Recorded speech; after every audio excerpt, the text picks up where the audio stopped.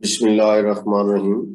میں آپ کا اردو منزل کا شکر گزار ہوں کہ آپ نے مجھے موقع دیا۔ میں کچھ اپنا احوال یوں بیان کروں گا کہ میں نے اپنی تعلیم ملتان سے شروع کی، اور سب سے اہم بات یہ ہے، شاید پنجاب یونیورسٹی کا یہ پہلا اور آخری واقعہ ہو کہ میں جب داخلے کے لیے گیا پہلی جماعت میں پلے گروپ میں، تو پلے گروپ بھی نہیں تھا، پہلی جماعت تھی، ہمارے وقتوں میں پلے گروپ نہیں ہوا کرتا تھا۔ تو والد صاحب اپنی اہلیہ کے ساتھ یعنی میری امی کے ساتھ مجھے داخل کرانے گئے گرلز اسکول میں۔ تو میری امی اور میں ہم اکٹھے تھے، تو ابو نے میرا داخلہ تو کرایا، اس کے ساتھ ساتھ میری امی کا بھی داخلہ کرایا۔ میری امی قرآن شریف پڑھی ہوئی تھیں، لیکن دنیاوی تعلیم ان کے پاس نہیں تھی۔ یوں میں اور میری امی ہم دونوں کلاس فیلو ہیں، پہلی جماعت سے آن رول سرکاری اسکول میں، پھر 10ویں تک ہم اکٹھے رہے۔ پھر 10ویں کے بعد 12ویں بھی میں بوائز اسکول میں بوائز کالج میں پڑھتا رہا دوسری جماعت سے، اور والدہ محترمہ گرلز اسکول اور گرلز کالج میں چلتی رہیں، پڑھتی رہیں۔ پھر اس کے بعد میں میڈیکل کالج میں جب داخل ہو گیا تو میرے والد صاحب نے سوچا کہ ان کی امی تو داخل نہیں ہو سکی، تو میں انہیں بی ایس سی کرا لوں تاکہ ہو سکتا ہے کوئی چانس مل جائے میڈیکل کالج میں۔ اس وقت بی ایس سی کو بھی میڈیکل کالج میں داخلہ مل جایا کرتا تھا۔ تو پھر میری امی نے بی ایس سی بھی پڑھی۔ بی ایس سی کے بعد پھر وہ ہاؤس ہولڈ ہو گئی تو داخلہ نہ ہوا، تو انہوں نے طبیہ کالج میں داخلہ لیا۔ والد صاحب نے بھی طبیہ کالج میں داخلہ لیا۔ میرے والد صاحب حافظ قرآن بھی تھے، وکیل بھی تھے، لاء کالج کے پرنسپل بھی تھے۔ تو یوں میرے والد صاحب نے لاء یعنی قانون کی ڈگریوں کے ساتھ ساتھ حافظ قرآن ہوتے ہوئے بھی طب کی تعلیم حاصل کی، اور پھر جب ان کی وفات ہوئی تو آخر میں وہ درس نظامی کا باقاعدہ کورس آن رول کر رہے تھے۔ مجھے یہ بڑی خوشی ہے کہ میرے والد صاحب کی جب وفات ہوئی تو ایک دن پہلے وہ سرکاری امتحان دے رہے تھے 92 سال کی عمر میں۔ تو جب دوسرے دن گئے تو نہ گئے، تو ممتحن نے پوچھا کہ حافظ صاحب کہاں ہیں، تو انہوں نے کہا کہ وہ کل ڈیتھ ہو گئی ہے۔ یوں ہمارا پورا گھرانہ پڑتا رہا۔ ہمارے والد صاحب نے ہماری ایجوکیشن کی طرف بڑی توجہ دی، اور اس کا یہ کیا کہ ہم 9 بہن بھائی سب کے سب ڈاکٹر ہیں، اور ہمارا ملتان میں جو خانوادہ ہے علم و ادب کے حوالے سے بڑا مشہور ہے۔ یہ جو ایجوکیشن کا سلسلہ ہے ڈاکٹری کا، یہ مجھے نہیں معلوم کہ کیسے میں ڈاکٹر بن گیا۔ مجھے یہ پتا ہے کہ والد صاحب نے کہا پڑھو۔ ہماری سوسائٹی صرف کتابیں تھیں، ہمارا رہن سہن کتابوں کے ساتھ، ہمارا اٹھنا بیٹھنا کتابوں کے ساتھ، اور گھر میں جو مل جاتا تھا کھاتے پیتے تھے، جو والدین نے کپڑے پہنا دیے پہن لیتے تھے۔ کوئی سگریٹ، کوئی اور عادت، کوئی سینما بینی نہیں تھی، مطالعہ ہی مطالعہ تھا، یا پھر قرآن شریف کا درس ہوتا تھا۔ ہم تفسیر قرآن ڈیلی پڑھتے تھے بچپن میں۔ تو میں سمجھتا ہوں کہ میری تربیت میں میرے والد صاحب مولانا مودودی صاحب کی تفہیم القرآن جو تفسیر کے وقت ہم پڑھتے تھے، بانگ درا ضرب کلیم ارمغان ایجاد پیام مشرق، یہ وہ کتابیں تھیں جو میرے والد صاحب کو یاد تھیں، تو وہ ہمیں شعروں کی شکل میں سنایا کرتے تھے۔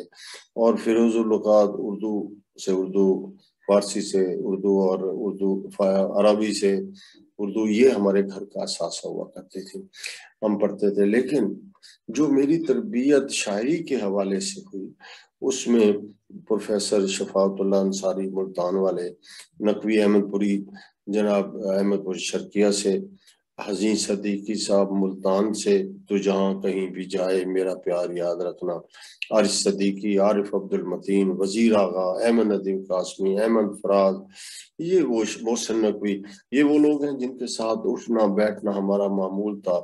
اور میرا معمول یہ تھا کہ میں 20-22 سال کی عمر میں ان بڑوں کے ساتھ بیٹھتے ہوئے بڑا لگتا تھا، چھوٹا تو تھا ہی، لیکن شعر و شاعری کے حوالے سے آل پاکستان مشاعرے میں شریک ہوا کرتا تھا۔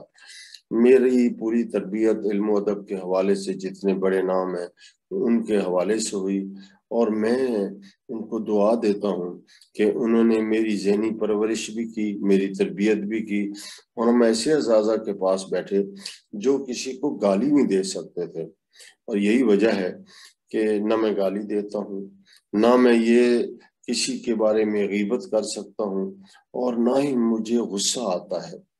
میں بڑے اللہ کی رضا پہ راضی رہنے کی کوشش کرتا ہوں، ناشکرہ ہوں، لیکن اللہ تعالیٰ نے مجھ پر بڑا کرم کیا ہوا ہے۔ میں نے جو کتابیں لکھی ان کے جو اسماء گرامی تھے پہلی کتابوں میں، وہ زلف دراز، بھیگتی آنکھیں، اور آ گیا اپنا استعارہ، پھر ویدان رسالہ، یہ رسالے وہ تھے، یہ میری کتابیں وہ تھیں جو میں باقاعدگی سے کرتا رہا۔ میں نے طب کے حوالے سے بھی میل سیکسول ڈس آرڈرز اور عورتوں کے امراض، بچوں کے امراض، مردوں کے امراض، یہ بھی کتابیں لکھی۔ پھر یہ ہوا کہ لوگ احباب کتابیں دیتے تھے تو محفلوں میں جب ہم گفتگو کرتے تھے تو ان کی خواہش ہوتی تھی کہ ڈاکٹر صاحب تھوڑے سے 2-4 لائنیں اس پر لکھ دیں۔ تو پھر جس شخص نے مجھے اپنی کتاب شاعری کی ہے یا نثر کی دی ہے، میں نے اس پر مضمون لکھا ہے۔ میرا انتخاب دوستوں کی پیشکش ہے جو انہوں نے مجھے کتابیں دی، میں نے اس پر لکھا۔ تقریباً 465 مضمون میں لکھ چکا، جن میں سے 200-250 کے قریب چھپ چکے ہیں کتابوں کی شکل میں، 8-10 کتابیں آ گئی ہیں، اور باقی ابھی اشاعت کے مراحل میں ہیں۔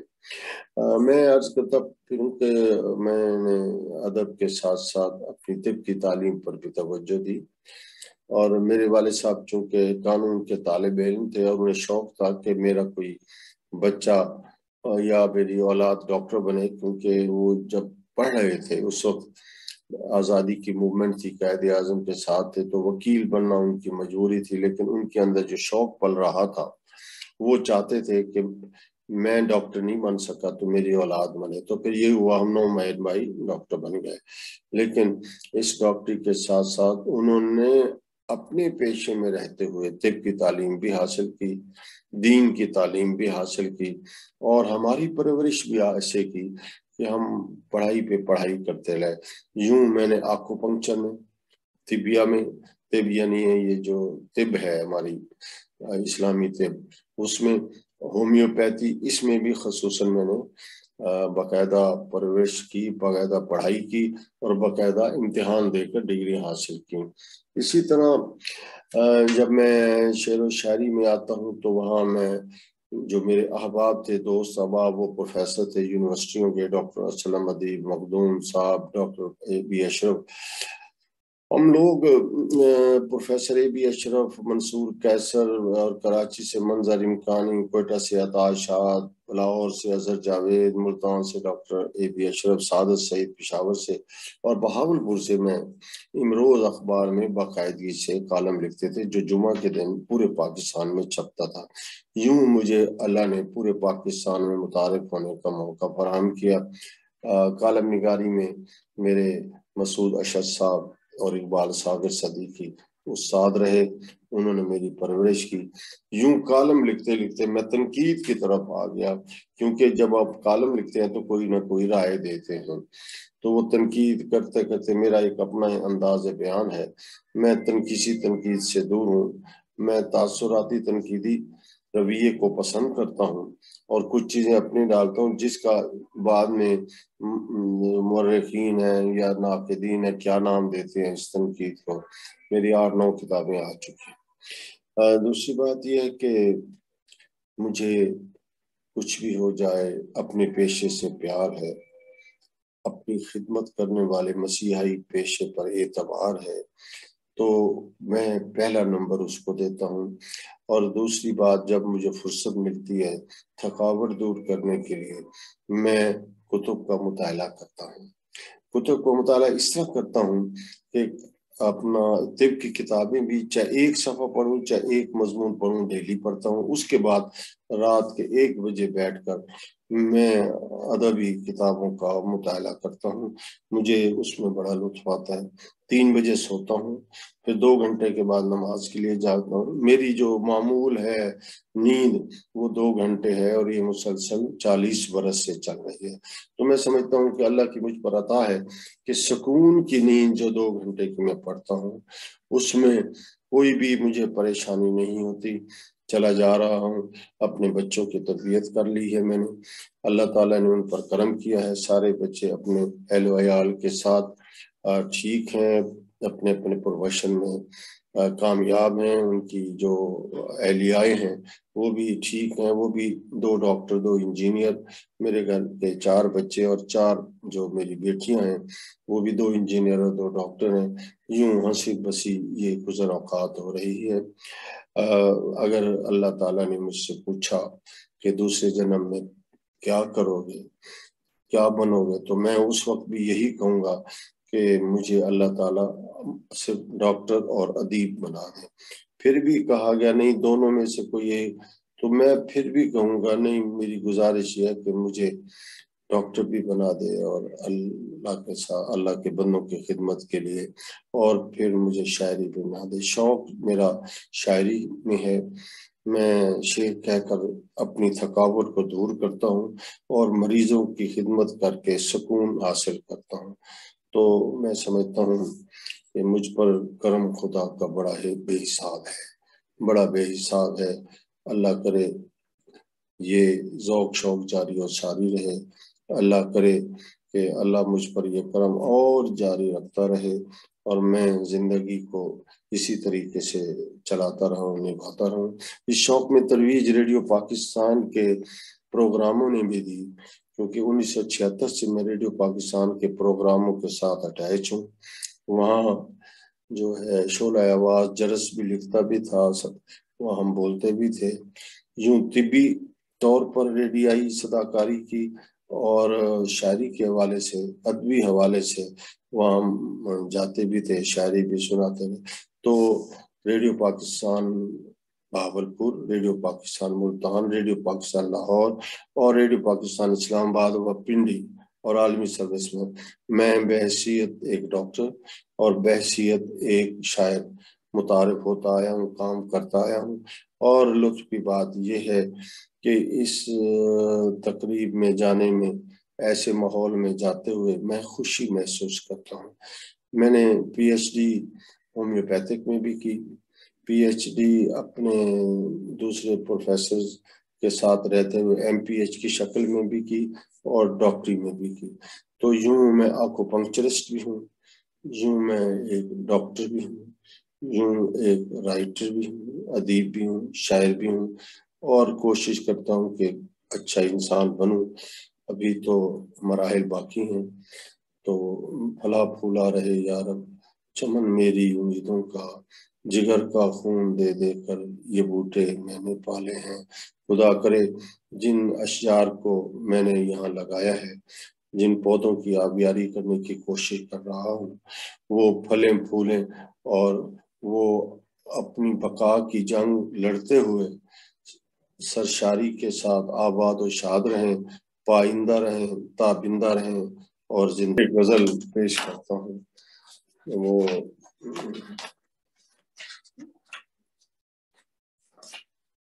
کل وہ جب تنہا کبھی ہوں گے تو یاد آئیں گے ہم، کل وہ تنہا جب کبھی ہوں گے تو یاد آئیں گے ہم، اشک بن کر آنکھ کی پتلی پہ لہرائیں گے ہم، زہر مہرے دکھ کے بانٹے ہیں اسی امید پر، ایک دن اپنی وفاؤں کا صلہ پائیں گے ہم، مشغلہ ان کا ہے 100 قسموں کے پھولوں کا شمار، اب ملے تو مٹھیوں میں تتلیاں لائیں گے ہم، جسم کے زندان سے مفرور ہو جائے گی روح، آپ اپنے سانس کی دیوار کو ڈھائیں گے ہم، شوبدہ بازوں کے حلقے میں رہے گر چند روز، دوستو تم دیکھنا پھولوں کو پتھرائیں گے ہم، دوستو تم دیکھنا پھولوں کو پتھرائیں گے ہم، گر اڑاتے ہی رہے تضحیق سچائی کی لوگ،